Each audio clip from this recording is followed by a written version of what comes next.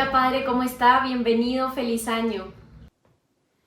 Feliz año, Marita, a ti y a todos los que nos van a ver el día de hoy. ¿Cómo estás? Muy bien, padre, todo muy bien. Pues bienvenido a un episodio más de New Fire Presenta, padre.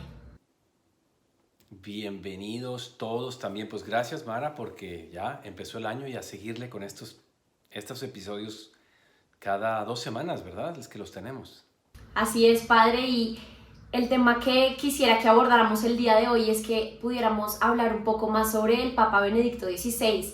Dada la noticia de su fallecimiento, creo que muchos hemos pensado que en realidad no lo conocimos lo suficiente, o por lo menos eso es lo que yo pienso, que fue como el Papa desconocido también, porque pues estuvo entre dos grandes estrellas, ¿no? El Papa San Juan Pablo II y el Papa Francisco, como estos papas con este don de gentes, este carisma. Y realmente el Papa Benedicto XVI sé que hizo muchas cosas por la iglesia, pero pues muchos no los conocemos. Entonces quisiera preguntarle en primer lugar si usted alguna vez tuvo la oportunidad de conocerlo. Sí, bueno, de hecho, hay mucha gente que lo habrá conocido más que yo, ¿eh? Pero estando como muchacho antes de entrar a la Legión en Guadalajara, fui a una misa donde recibí la comunión directamente de él. No recuerdo, bueno, sí, creo que sobre todo me tocaron episodios con él y mucha otra gente en las misas anteriores de la muerte de Juan Pablo II, porque él las dirigió muchas y, y sí, sí tuve la oportunidad, pero sobre todo, Mara, quiero que sepas que para los católicos que que tuvimos las oportunidades de formarnos bien, este hombre era un grande y además quien y admiró a Juan Pablo II sabía quién estaba junto con Juan Pablo II detrás de Juan Pablo II. Un hombre de una capacidad gigantesca. Padre, ¿y usted cómo describiría la personalidad de Benedicto XVI o cuáles cree que fueron sus fortalezas y sus debilidades? Mira, en cuanto a la personalidad, se sabe, pero con toda claridad, por toda la gente que lo rodeó. Y en mi caso, otros legionarios que sí tuvieron la oportunidad, hermanos míos pues en la congregación, que tuvieron la oportunidad de convivir con él, que era un hombre sumamente sencillo. Había muchos artículos desde que era cardenal, de muchos artículos que de alguna manera hablaban de fue invitado a París a tal lugar y llegó con unas monjitas tal. Fue invitado al norte de Italia y se hospedó en la casa de las hermanitas tal. Su sencillez, su simplicidad como persona y su humildad siempre fueron muy características de él. Es decir, era un hombre que desde pequeño fue muy inclinado al sacerdocio, también al estudio, era un intelectual y como bien decías, digamos que a diferencia de Francisco o de Juan Pablo, era otro tipo de persona. Y entrando en estas diferencias, padre, ¿usted cuál cree que era el estilo de liderazgo del Papa Benedicto XVI? Sin duda, Mara fue de corte intelectual. Mira, desde el momento era muy curioso. Cuando él fue elegido papa, yo estuve ahí en la Plaza de San Pedro y para aquellos que habíamos seguido muchísimos escritos de él, por un lado era una alegría enorme. Me acuerdo que hay un hermano que ahora ya es sacerdote que me dice, yo nunca lo he visto usted más feliz que cuando ganó el Papa Benedicto. Pero al mismo tiempo, sabiendo que el mundo juzga por otras razones, sí me preocupó un poquito que pues este no era la gran personalidad, ese hombre que atraía las cámaras y que estuvo con primer ministro tras primer ministro por tantos años. Juan Pablo II era muy fotogénico, Mara, y tú sabes que este mundo juzga por lo exterior. Entonces sí me preocupó un poquito que, que no le iban a entender, que no iba a tener el magnetismo que tuvo Juan Pablo II. Creo que algo de importancia se le tiene que dar a eso, pero evidentemente que la menor de las importancias, primero, porque no tiene por qué ser dirían los jóvenes, un rockstar, y segundo, no se le elige, no lo eligieron los cardenales para eso, ¿no? Entonces, pues eso fue lo que a mí, generó en mí la elección de Papa Benedicto. Una enorme alegría, pero una preocupación por el mundo que tiene otros criterios y juzga con otros criterios. Padre, y según su opinión, ¿cuáles fueron como sus más grandes logros o sus más grandes iniciativas durante su papado?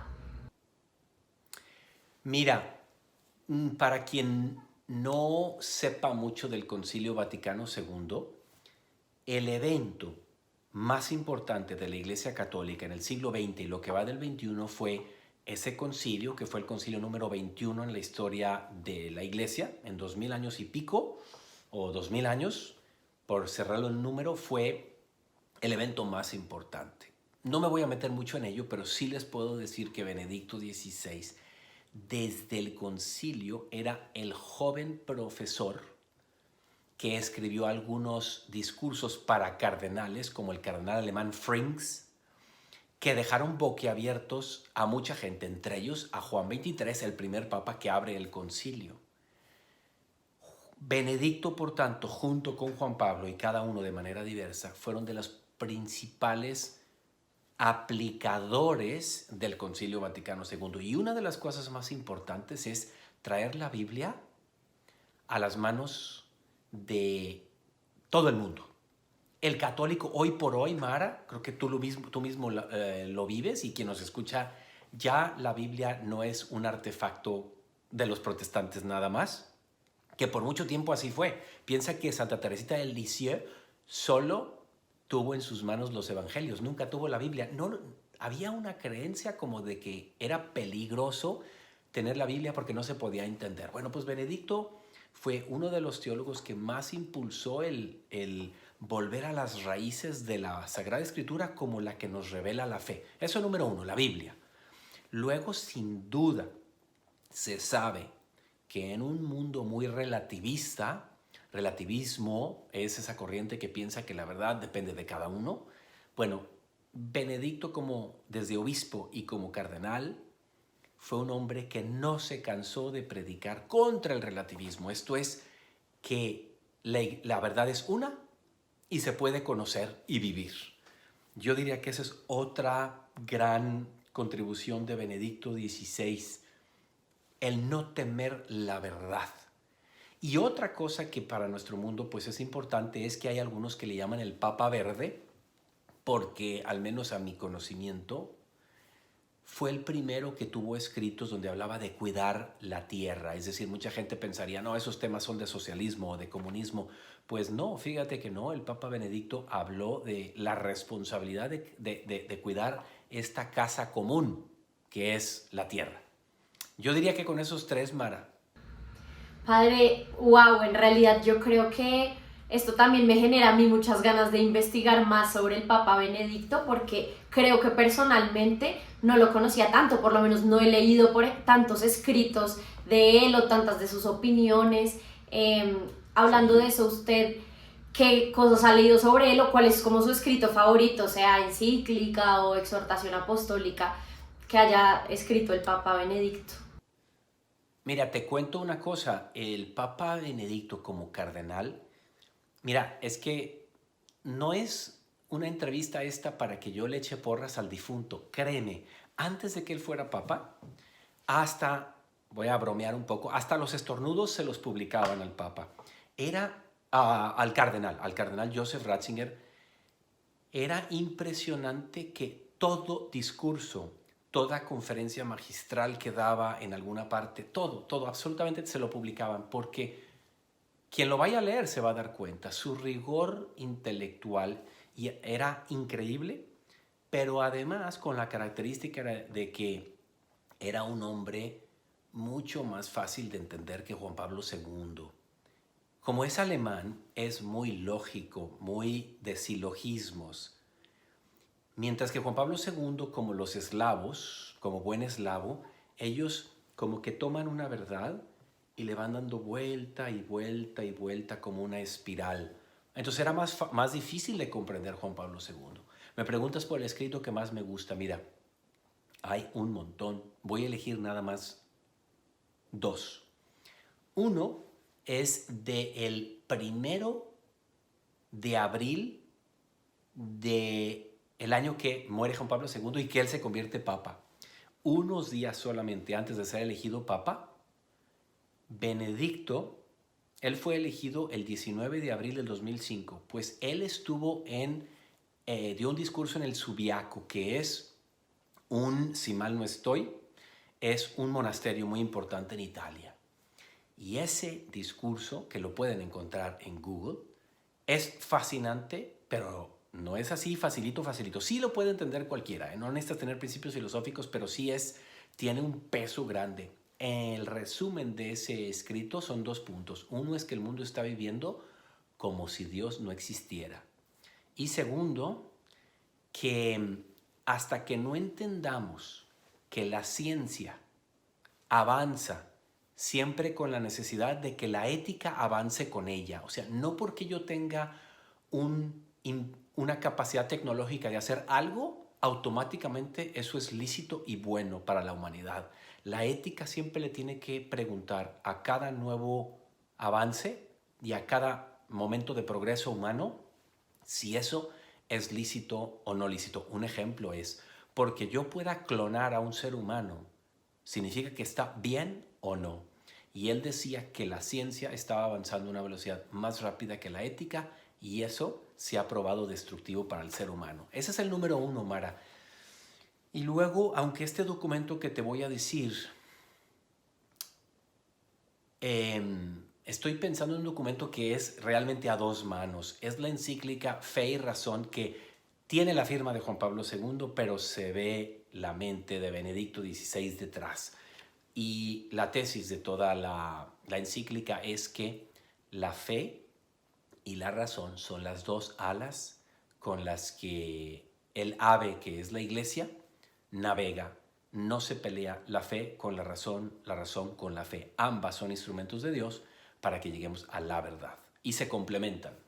Esos son para mí los mejores documentos, los que a mí más me gustan, pero tiene un montón, y además hay un montón que yo no llegué a leer, pero sí me leí de él unos 4 o 5 libros, 2 de sus encíclicas, creo que no me leí la última, me da vergüenza reconocerlo.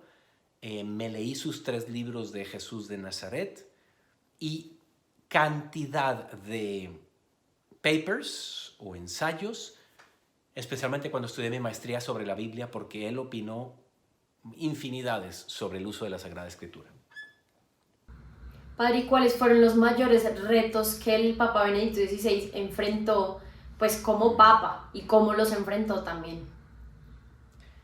Sí, mira, yo creo, Mara, que el primer reto es que él no gozaba, y esto lo dijo él mismo, no gozaba de cualidades de management, de administración, de gobierno. No fue lo suyo.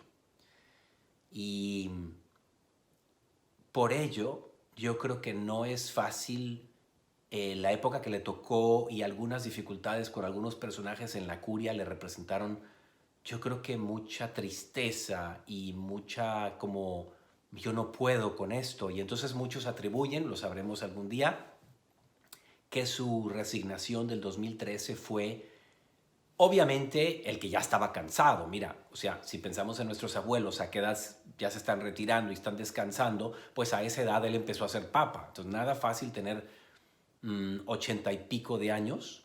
Yo creo que el papa se retiró te voy a decir, si se retira en el 13 y nació en el 27, con 86 años. O sea, nada fácil. Pero ese es el primer reto, que no era un hombre bueno para el gobierno y eso le costó trabajo. Y creo que incluido en eso está el que creo que durante un tiempo fue muy comparado con su predecesor, Juan Pablo II.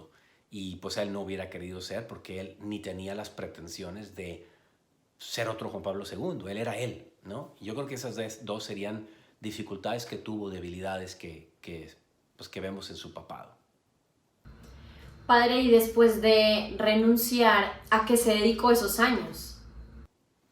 Él se dedicó realmente a lo que siempre quiso dedicarse, porque él no quería ser papa. De hecho, él cumplía años el 16 de abril, 3 días antes de ser elegido. y se conoce muy bien que tuvo una pequeña comida o cena con sus amigos más cercanos, con sus allegados más cercanos, y les dijo, mira, ahora que ya elijamos papa, por fin me voy a poder retirar para hacer lo que me gusta, que es teología. Él fue profesor. Y vaya sorpresa, a los 3 días le llama a Dios a través de los cardenales y él no dijo que no. ¿Qué se puso a hacer?